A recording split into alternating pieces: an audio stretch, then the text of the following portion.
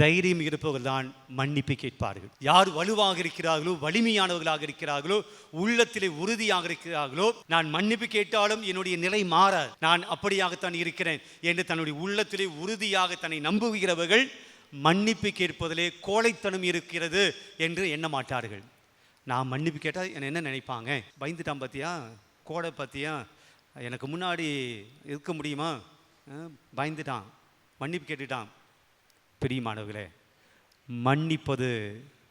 மன்னிப்பு கேட்பது கோழைத்தனம் அல்ல. அதுக்கு மிகப்பெரிய வீரம் வேண்டும், மிகப்பெரிய தைரியம் வேண்டும், மிகப்பெரிய மன வலிமை வேண்டும். இயேசு கோழை அல்ல, மிகப்பெரிய வலிமையானவர்.